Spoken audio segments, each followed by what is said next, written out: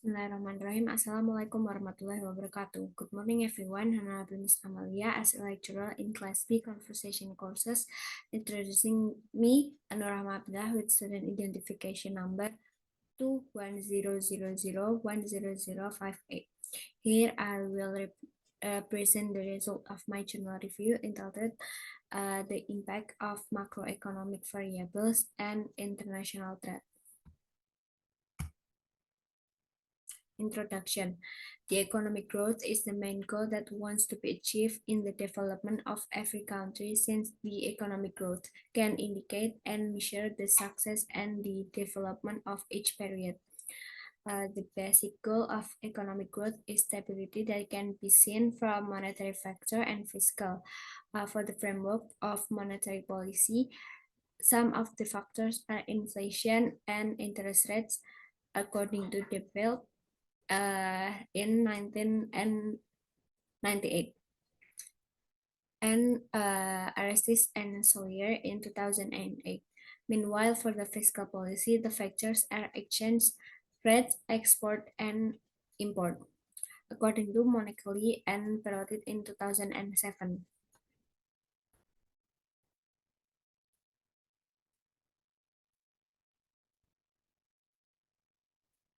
Research purpose. The first one, considering those basic conditions, this research is aimed to study the impact of inflation, interest rates, exchange rate, and free trade toward the economic of Indonesia. The second one is all variables and model used in the study is stable. This is a proper condition in conducting research to see the short-term and long-term effect. Research method. This research used data time series from 2009 until 2022 by using ordinary least square model. The result of this research show that interest rates, exchange rate, and import affect the economic growth. Meanwhile, inflation and export do not affect the economic growth.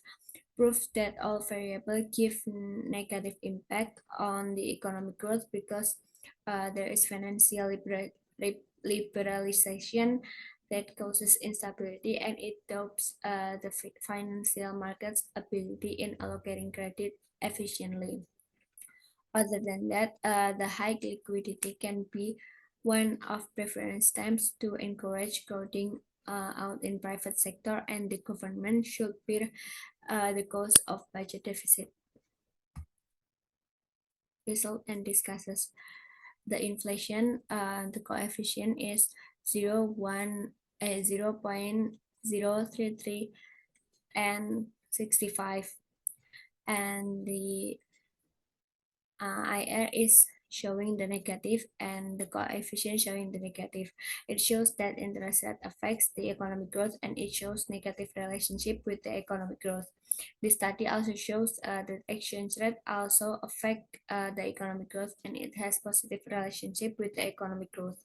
Another variable is the different result in the free trade, where export does not affect the economic growth and import affects the economic growth, and both of them has positive relationship with the economic growth.